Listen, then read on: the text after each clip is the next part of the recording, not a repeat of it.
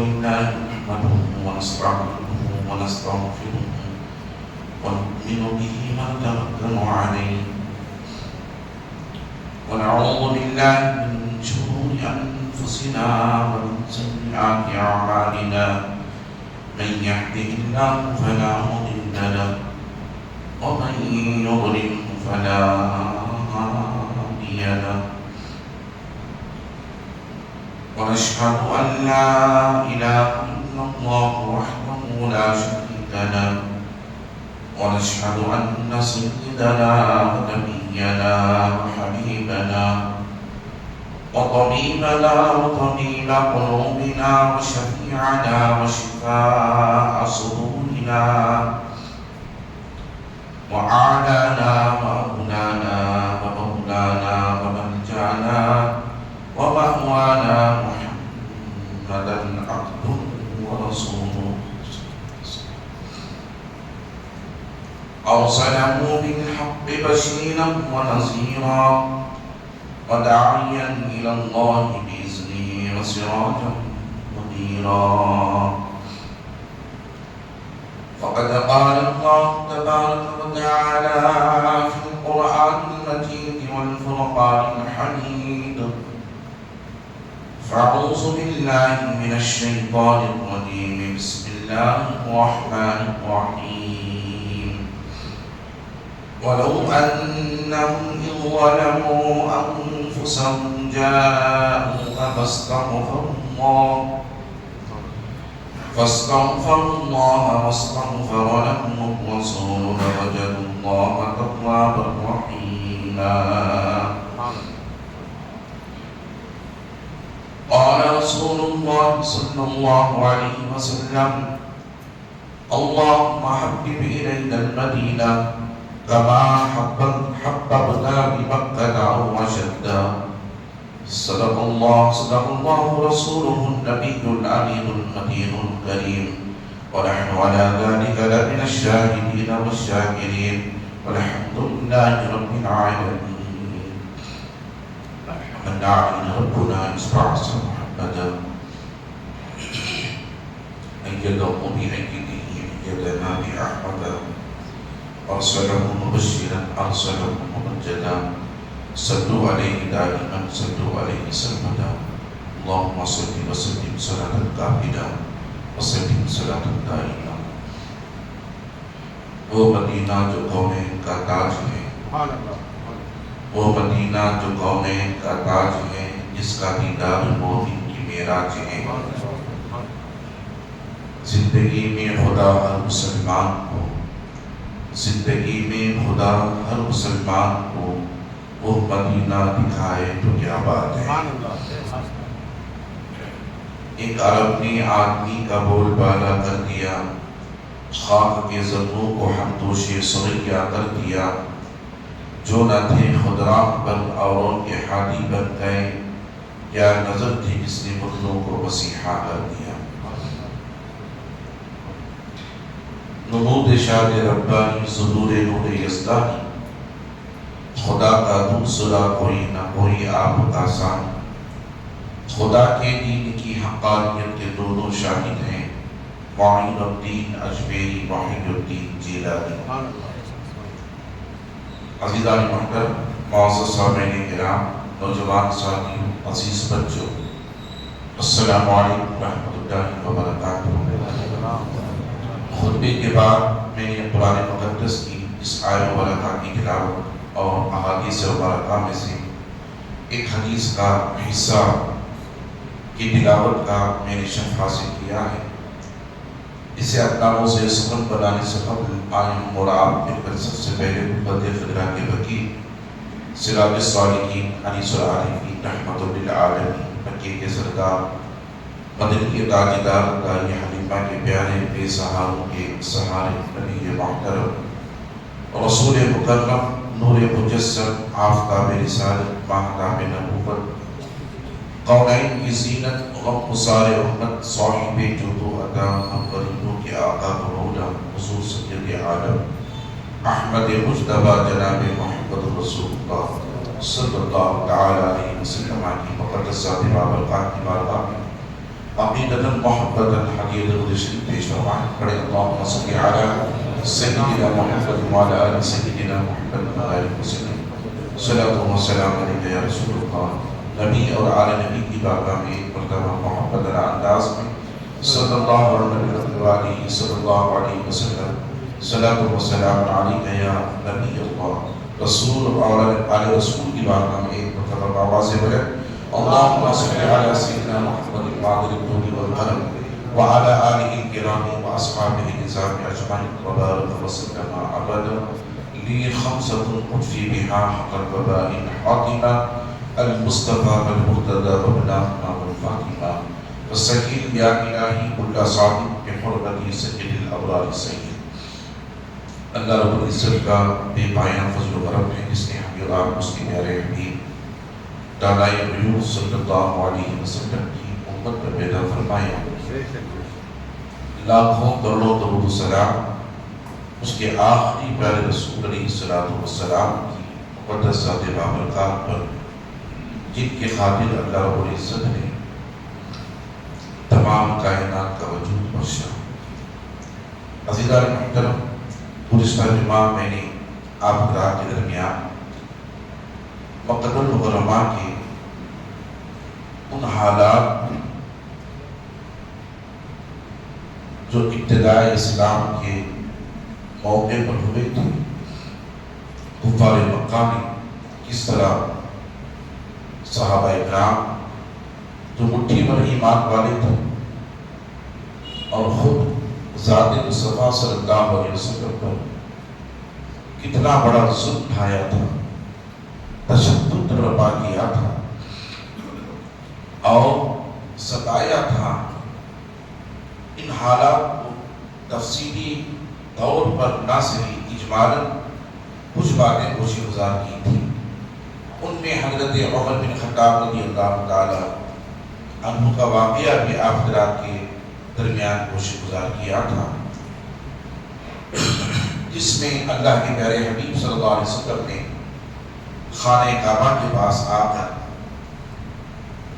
یہ دعا کی تھی، اے اللہ دین کی اشاعت کی خاطر، دین اسلام کی بہبودی کی خاطر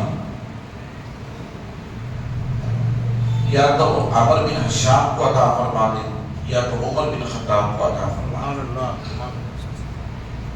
یہ دعا اللہ کے حبیب علیہ السلام نے کی تھی مکۃ المکرمہ کی سرزمین پر، جبکہ حضرت عمر بن خطاب رضی اللہ تعالیٰ کے اسلام قبول کرنے سے قبل آقا علیہ السلام کے مقدس چچا حضرت امیر حمزہ رضی اللہ تعالیٰ عنہ نے اسلام قبول فرما لیا تھا. اور ان کے اسلام قبول کرنے کا واقعہ بھی میں نے آپ حضرات کے درمیان کچھ ماہ قبل پیش کیا تھا، مگر اس بات کو مد نظر رکھتے ہوئے میں اپنی تقریر کو آگے کروں. درود شریف پڑھیں اللہم صلی علی سیدنا محمد مولانا محمد وبارک وسلم صلاۃ و سلام علیک یا رسول اللہ صلی اللہ علیہ وسلم. توجہ سے سنیں اور افراتفری کا ماحول نہ کریں، جو اس لیے کہ ایک بات بھی ذہن سے نکل جاتی ہے تو واقعہ آپ حضرات کے ذہنوں میں پورے طور پر نہیں بیٹھتا، تو ذہن منتشر ہو جاتا ہے اور حقائق کی روشنی میں آپ حضرات بات سمجھ میں نہیں آتی. جب اپنے گھروں سے نکلے آقا علیہ السلام کی سنت مبارکہ سنی، جمعہ کے تعلق میں آپ حضرات کو بتا دوں ایک بات لے کر کے میں اپنی تقریر کو آگے بڑھاؤں. جمعہ ایک عظیم عبادت ہے. لوگوں نے نماز جمعہ اور خطبہ جمعہ اسے لوگ سمجھنے سے قاصر رہے. خدا کی قسم آج بھی اگر سمجھ میں آ جائے ہمارے نوجوانوں کو اور ہماری نسلوں کو، ہماری قوم امت مسلمہ کو جمعہ کی اہمیت کیا ہے، جمعہ کا مقام کیا ہے، جمعہ کی فضیلت کیا ہے، اللہ کے حبیب علیہ السلام کے نزدیک جمعہ کی اہمیت و افادیت کیا ہے، تو خدا کی قسم یاد رکھ لیں جو جمعہ کی پہلی اذان ہوتی ہے اس اذان سے پہلے آ کر بیٹھ جاتے ہیں، سبحان اللہ سبحان اللہ، اس اذان سے پہلے آ کر بیٹھ جاتے ہیں۔ اور جمعہ کے تعلق سے قرآن مجید کی آیت مبارکہ اللہ رب العزت نے سورہ جمعہ میں ارشاد فرمایا یا ایھا الذین آمنوا اذا نودی للصلاۃ من یوم الجمعہ، اے ایمان والو جب مؤذن نماز جمعہ کے لیے اپنے آذانی کلمات کے ذریعے سے تمہیں بلائے فاسعوا الی ذکر اللہ، تم دوڑو اللہ کے ذکر کی طرف۔ سبحان اللہ سبحان اللہ، اللہ کا کلام کہہ رہا ہے، یہ حکم خداوندی ہے۔ مؤذن کے بلانے پر، مؤذن کے اذن دینے پر نماز جمعہ کے لیے اللہ کا فرمان ہے کہ تم دوڑو۔ اذا نودی للصلاۃ یا ایھا الذین آمنوا اذا نودی للصلاۃ من یوم الجمعہ فاسعوا الی ذکر اللہ، دوڑو اللہ کے ذکر کی طرف۔ اب سنیں یہ ذکر کیا ہے؟ یہ ذکر نماز جمعہ ہے یا خطاب ہے؟ آپ علماء سے پوچھیں، محققین فرماتے ہیں، مفسرین فرماتے ہیں اس سے مراد نماز سے پہلے جو خطاب ہے، جو واعظ ہے، اس واعظ اور خطاب کو ذکر اللہ کہا گیا ہے۔ سبحان اللہ، توجہ سے سنیں۔ اب ہم آتے کب ہیں؟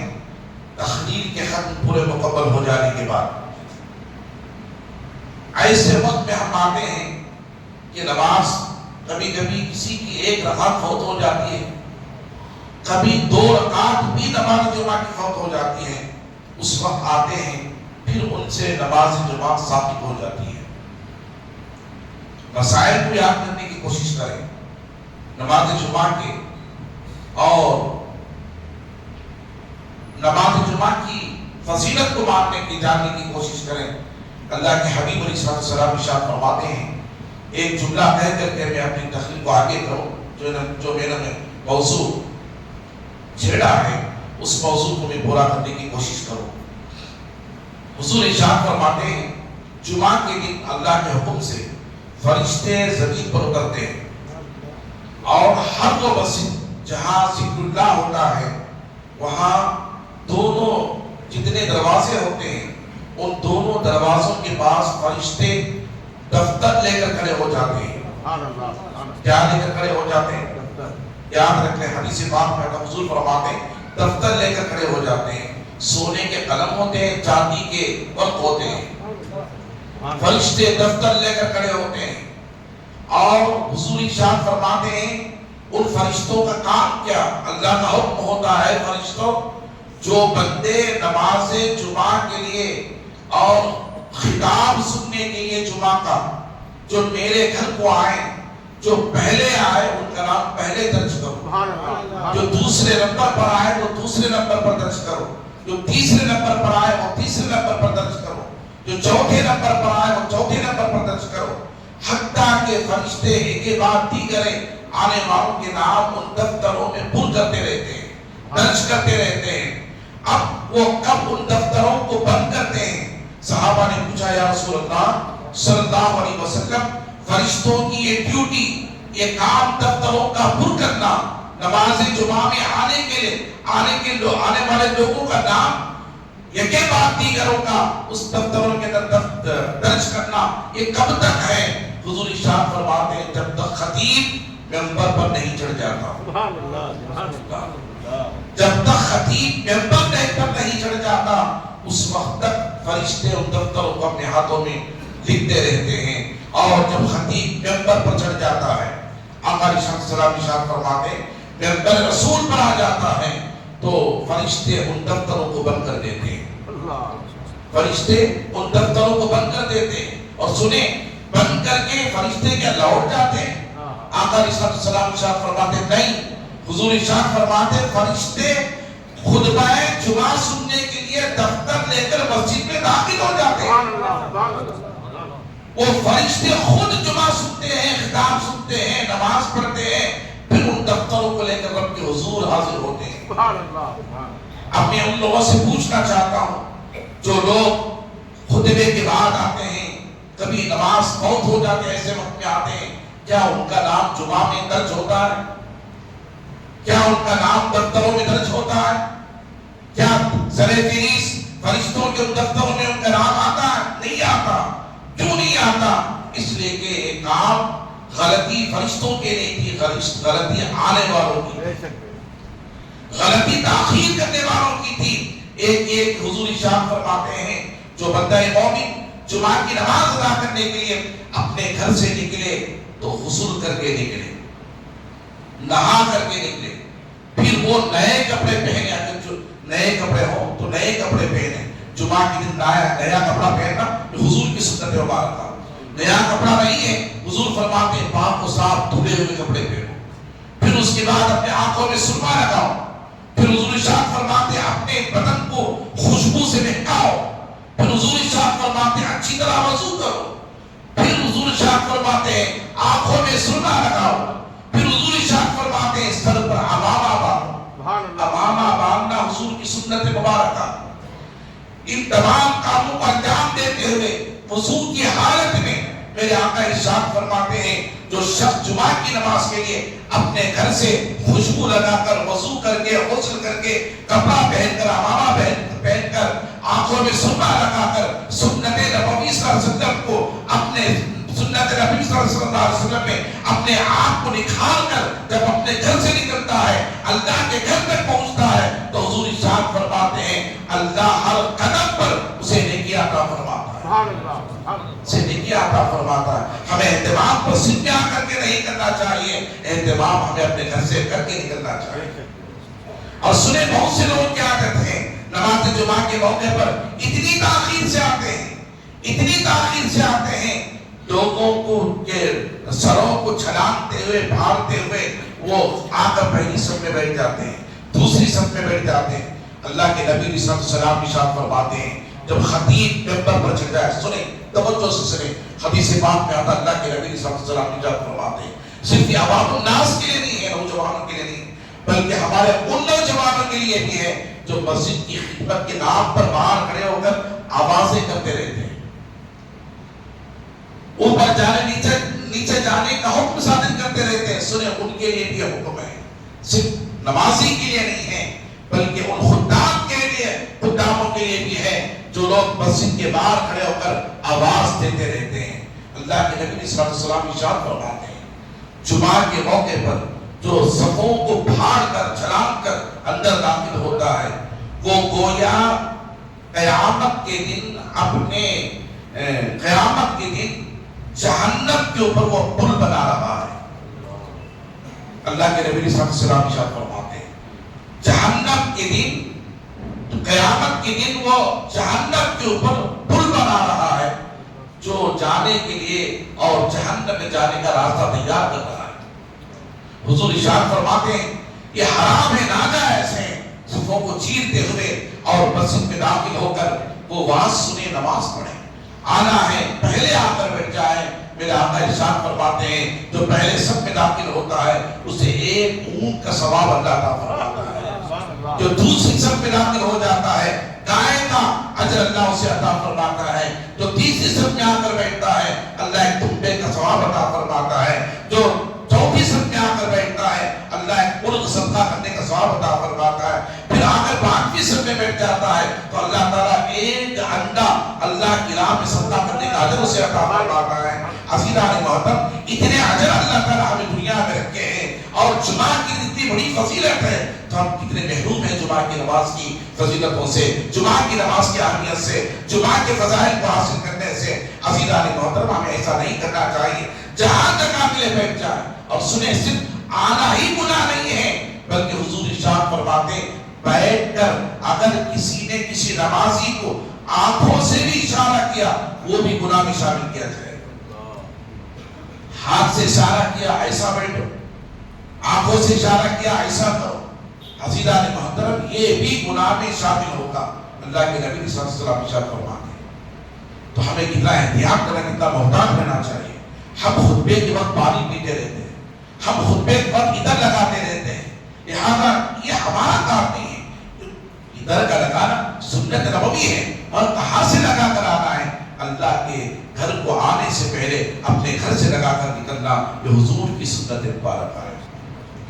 ان چیزوں کو سر انجام دینے کی کوشش کریں، اور نماز میں بیٹھ کر جب خطیب کے پر چڑھ جائے اشارہ کرنا بھی گناہ ہے، ہاتھ اٹھا کر کے لوگوں کو اطلاع دینا بھی گناہ ہے۔ لہذا ان چیزوں سے بچنے کی کوشش کریں، جو اس لیے کہ آپ علیہ السلام ارشاد فرماتے ہیں جمعہ کے دن صفوں کو پھلان کر آنا، گویا کہ وہ شخص جہنم کے اوپر پل وہ بنا رہا ہے، پل تیار کر رہا ہے۔ اللہ تعالی ہم سب کو اس عذاب سے محفوظ فرمائے، اس وعید سے اللہ میں محفوظ فرمائے۔ درود شریف پڑھیں، اللہم صلی علی سیدنا شفیعنا حبیبنا نبینا کریمنا مولانا محمد بارک وسلم صلی علیہ صلاۃ و سلام علیک یا رسول اللہ صلی اللہ علیہ وسلم۔ عزیزان محترم، اللہ کے گھر میں ہنسنا حضور ارشاد فرماتے ہیں قبر کے اندر اندھیرا لے کر آتا ہے۔ اللہ کے گھر میں ہنسنا قبر کے اندر اندھیرا لاتا ہے، اس لیے اللہ کے گھر میں ہنسنے سے بچیں، چلا چلا کر آوازیں کس کر ہنسنے سے بچیں۔ اللہ کا گھر ہنسنے کے لیے نہیں ہے، ہاں مسکراؤ، مسکرانا اللہ کے گھر میں حضور کی سنت ہے۔ ہنسنا الگ ہے، مسکرانا الگ ہے۔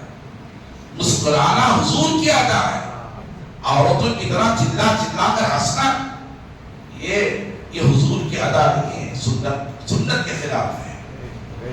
تو میں عرض سے کر رہا تھا، قرآن مجید کا اللہ تعالیٰ فرماتا ہے وَلَوْ أَنَّهُمْ إِذْ ظَلَمُوا أَنفُسَهُمْ جَاءُوكَ فَاسْتَغْفَرُوا اللَّهَ وَاسْتَغْفَرَ لَهُمُ الرَّسُولُ لَوَجَدُوا اللَّهَ تَوَّابًا رَحِيمًا۔ اے ایمان والو، اے مسلمانوں، جب تم اپنی جانوں پر ظلم کر بیٹھو، اپنی جانوں پر ظلم کر بیٹھو، تو چلو میرے محبوب کے دیار میں، میرے محبوب کے دیار میں چلو، اور میرے محبوب کی بارگاہ میں کھڑے ہو کر اپنے رب کی بارگاہ میں توبہ کرو۔ فاستغفر اللہ، اللہ کی بارگاہ میں توبہ کرو۔ پھر اللہ فرماتا فاستغفر لهم الرسول لوجدوا الله توابا رحیما۔ جب تم اپنے گناہوں کی معافی و تلافی میرے محبوب کی بارگاہ میں آ کر کرو گے، میری بارگاہ میں التجا کرو گے، میرے محبوب کا تواسطہ دے کر، میرے محبوب کا توسل دے کر، میرے محبوب کی نسبت دے کر، میرے محبوب کا وسیلہ دے کر، میرے محبوب کے در پر کھڑے ہو کر جب تم رب کی بارگاہ میں فاستغفر اللہ، اے اللہ تو ہماری توبہ قبول کر دے، ہمارے گناہوں کو معاف فرما دے، ہمارے خطاؤں کا درگزر فرما دے، ہمارے حال پر رحم فرما دے، جب تم یہ کہو گے تو اللہ فرماتا ہے اے میرے بندو سنو، میں تمہاری دعا کو بھی دیکھوں گا، تمہاری دعا کے بعد میرے محبوب پر بھی نظر رکھوں گا، میرے محبوب پر بھی نظر رکھوں گا۔ تم تو مانگ رہے ہو، تم تو چاہ رہے ہو، تم تو معافی چاہ رہے ہو، میرا محبوب بھی تمہارے تعلق سے کچھ کہتا کہ نہیں کہتا؟ کچھ کہتا کہ نہیں کہتا؟ اللہ اکبر۔ عزیزان محترم، اللہ فرماتا ہے اے میرے بندو، جب تم میری بارگاہ میں، میرے محبوب کی بارگاہ میں آ کر میری بارگاہ میں توبہ کر لو گے، استغفار کر لو گے، گناہوں سے معافی چاہو گے، تو میں دیکھتا ہوں میرے محبوب کے لبوں کو، میں دیکھتا ہوں میرے محبوب کے چہرے کو کہ میرا محبوب بھی تمہارے تعلق سے کچھ کہتا ہے کہ نہیں کہتا۔ جب میرا محبوب کہتا ہے وَاسْتَغْفَرَ لَهُمُ الرَّسُولُ، میرا رسول کہتا مولا معاف کر دے، معاف کر دے، غلام میرا آیا ہے، معاف کر دے، امتی میرا آیا ہے، معاف کر دے، چاہنے والا میرا آیا ہے، معاف کر دے، درود پڑھنے والا میرا آیا ہے، معاف کر دے، سلام پڑھنے والا میرا آیا ہے، معاف کر دے، میرا نام سن کر آنکھوں کو لگانے والا میرا آیا ہے، معاف کر دے۔ جب مولود آتا ہے تو میری محبت میں اپنے بال کو نچھاور کر دیتا ہے، گھروں کو سجاتا ہے، گلیوں کو سجاتا ہے، مساجدوں کو سجاتا ہے۔ عزیزان محترم، جب حضور فرماتے مولا معاف کر دے، سنتوں پر عمل کرنے والا میرا آیا ہے، معاف کر دے، نماز پڑھنے والا آیا ہے، معاف کر دے، روزہ رکھنے والا آیا ہے، معاف کر دے، اسلام کی روش پر عمل کرنے والا آیا ہے، لَوَجَدُوا اللَّهَ تَوَّابًا رَحِيمًا۔ جب میرا محبوب کہتا ہے وَاسْتَغْفَرَ لَهُمُ الرَّسُولُ، اے محبوب جب تو کہتا ہے معاف کر دے، لَوَجَدُوا اللَّهَ تَوَّابًا رَحِيمًا، میری عزت و جلال کی قسم اسی وقت اس کے سارے گناہوں کو معاف اسی وقت اس کے سارے گناہوں کو معاف کر دوں گا۔ اللہ اکبر۔ آپ اندازہ تو کریں، اللہ رب العزت فرما رہا ہے محبوب صرف اس اس کے گناہوں کی معاف نہیں کرو، لَوَجَدُ اللَّهَ تَوَّابًا رَحِيمًا، اس کے گناہوں کو بھی معاف کر دوں گا اور بے حساب اس پر رحم و کرم کے فیصلے بھی کروں گا، بے حساب اس کے رحم و کرم کے فیصلے بھی کروں گا۔ عزیزان محترم، میں عرض درود شریف پڑھ اللہم صلی علی سیدنا نبینا حبیبنا مولانا محمد وعلیہ وسلم صلی اللہ علیہ صلاۃ و سلام علیک یا رسول اللہ۔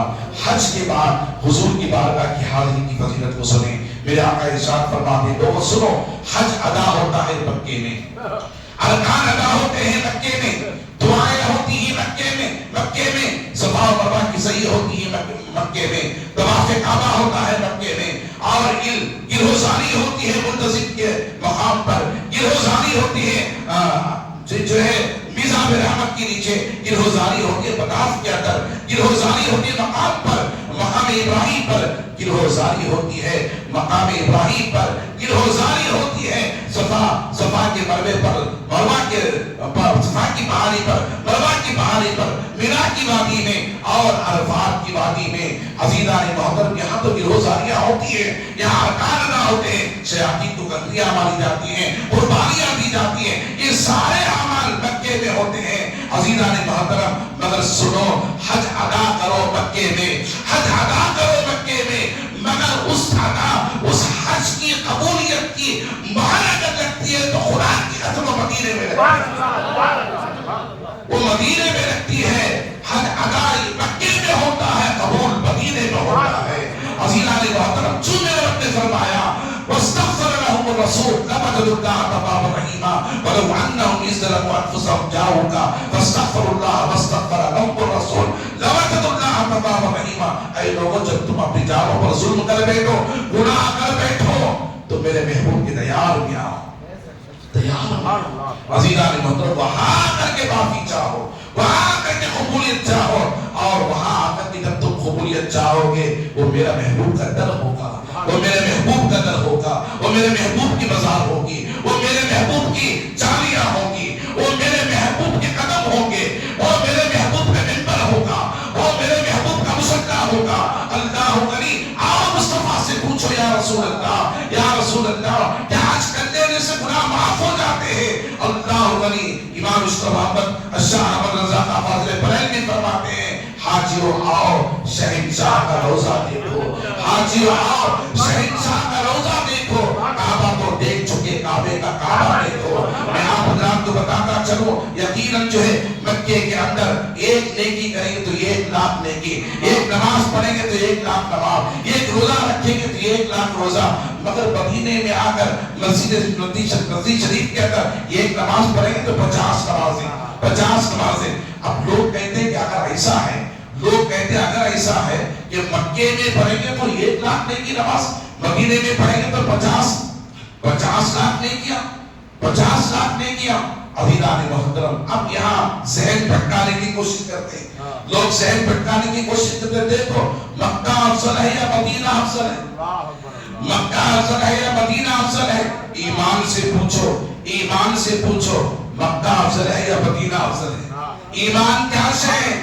لا الہ الا اللہ محمد رسول اللہ، اشہد ان لا الہ الا اللہ واشہد ان محمد عبدہ ورسولہ، لا الہ الا اللہ وحدہ لا شریک لہ، لہ الملک ولہ الحمد یحیی ویمیت بیدہ الخیر وہو علی کل شیء قدیر، آمنت باللہ کما ہوا باسمائہ وصفاتہ وقبلت جمیع احکامہ۔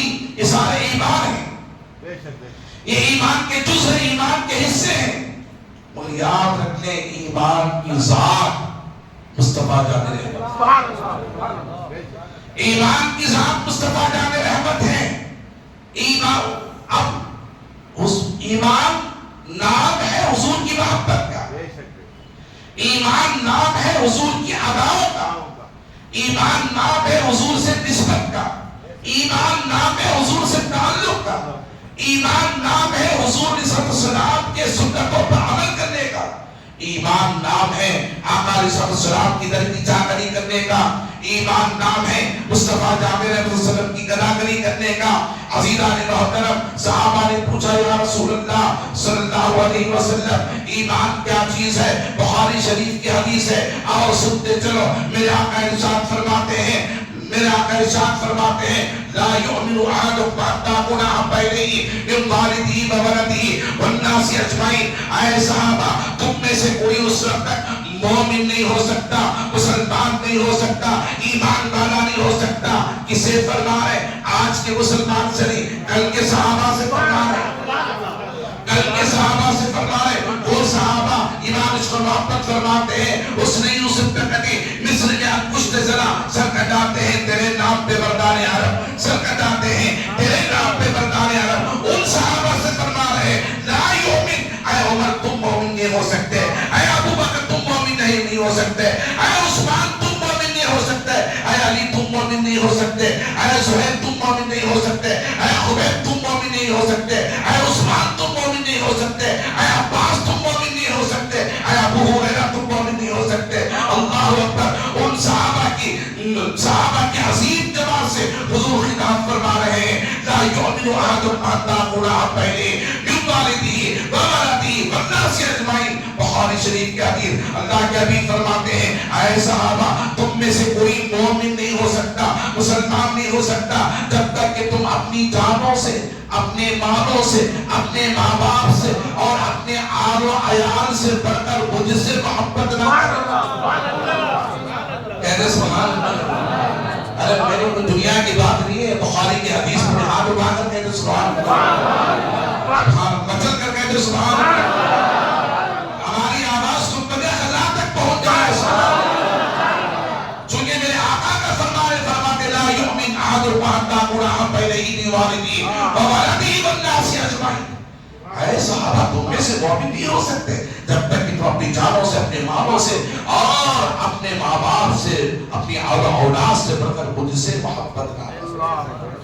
تو گویا یہ بخاری کی حدیث بتا رہی ہے حضور کی محبت کا نام کیا ہے؟ بولے کیا ہے؟ ایمان ہے. حضور کی محبت کا نام کیا ہے؟ ایمان ہے. اب جو لوگ یہ بتاتے ہیں اسی ایمان سے پوچھو اے ایمان تو بتا, اے ایمان تو بتا کہ ایمان کیا ہے, ایمان کیا ہے. اللہ اور امام اس کے محبت سے پوچھو. سبحان اللہ, سبحان اللہ, سبحان اللہ. میرے آقا ارشاد فرماتے, مجھے بعد میں پڑھوں گا سنی, قیامت کے قریب ساری دنیا سے ایمان ختم ہو جائے گا. حدیث پاک میں آتا اللہ کے نبی علیہ السلام فرمائے بولے قیامت کے قریب ایمان ختم ہو جائے گا, سکڑ جائے گا. ایمان سکڑ کر کے حجاز آ جائے گا. کہاں جائے گا؟ بولے کہاں جائے گا؟ حجاز آ جائے گا.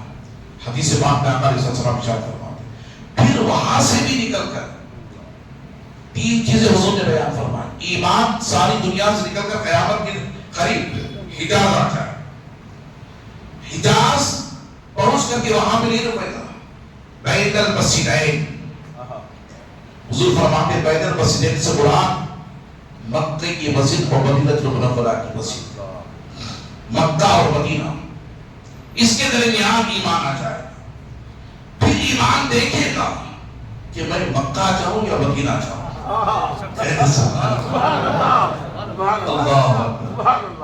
پھر ایمان سوچے گا میں مکہ جاؤں یا مدینہ جاؤں. ایمان دادا ہو جائے گا. لوگوں ان احادیث کو سننے کی کوشش کرو, ایمان کو جاننے کی کوشش کرو.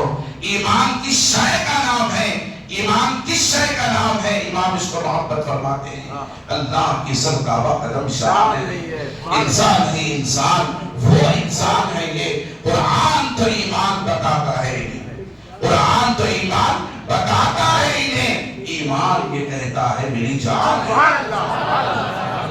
ایمان یہ کہتا ہے میری جان ہے یہ. تو میں عرض یہ کر رہا تھا ایمان سکڑ کر کے ساری دنیا سے حجاز آ جائے گا. پھر وہاں سے بھی نکل کر بین المسجدین مکہ المکرمہ اور مدینہ المنورہ کے درمیان آ جائے گا. پھر وہاں بھی نہیں رہے گا. وہ سوچے گا میں کہاں جاؤں, مکہ جاؤں یا مدینہ جاؤں. عزیزان محترم پھر ایمان یہ کہہ کر کے مدینہ چلا جائے گا.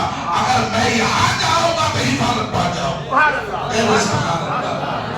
ایمان نکل کر کے مدینہ چلا جائے گا. اللہ اور پھر میرے آقا ارشاد فرماتے ہیں قیامت کے قریب جب قیامت آئے گی مدینے کی زمین ہلے گی. سنے حدیث پاک میں آتا ہے مدینے پاک کی زمین ہلے گی. جب مدینے پاک کی زمین ہلے گی جتنے منافق ہوں گے وہ سارے ڈر کر مدینہ چھوڑ دیں گے. جتنے منافق ہوں گے وہ سارے ڈر کر مدینہ چھوڑ دیں گے. اللہ تعالیٰ اس طرح میرے مدینے کو پاک کر دے گا، پاک کر دے گا. یہ کب؟ قیامت کے قریب. میرے آقا ارشاد فرماتے ہیں جتنے مومن ہیں وہ مدینے میں آ جائیں گے، وہ مدینے میں آ جائیں گے. آپ اندازہ کریں مدینے کی زمین ٹہلے گی، زلزلہ آئے گا مدینے کی سرزمین پر، مگر زلزلہ وہ زلزلہ نہیں جو بہا کر لے کر جاتا ہے، نہیں، منافقوں کے لیے نکالنے کے لیے آتا ہے، گستاخ رسول کو نکالنے کے لیے آتا ہے، دشمن رسول کو نکالنے کے لیے آتا ہے، عدو رسول کو نکالنے کے لیے آتا ہے. مکہ المکرمہ کی سرزمین سے مدینہ پر حجاز ایمان جو ہے وہ مدینہ پہنچتا ہے. سارے منافق وہاں سے نکل جاتے ہیں. میرے آقا ارشاد فرماتے ہیں حدیث پاک میں آتا ہے جیسے مدینے کی زمین ہلے گی، مدینے کی زمین پر زلزلہ آئے گا، سارے منافق نکل جائیں گے جن کے دلوں میں حضور کے تعلق سے خشخشا تھا. حضور سنتے کہ نہیں سنتے، حضور دیکھتے کہ نہیں دیکھتے، حضور دیتے کہ نہیں دیکھتے، حضور پر سلام پڑھنا کہ نہیں پڑھنا، حضور کے نام کو آنکھوں سے لگانا کہ نہیں لگانا، عزیزان محترم حضور کا مولود کرنا کہ نہیں کرنا. ارے انسان تو انسان ہو کر کے نہیں جانتا. آپ میں تجھے بتاؤ وہ اونٹنی سمجھتی تھی کہ حضور کیا چاہتے ہیں، وہ جانور سمجھتا تھا کہ حضور کیا چاہتے ہیں.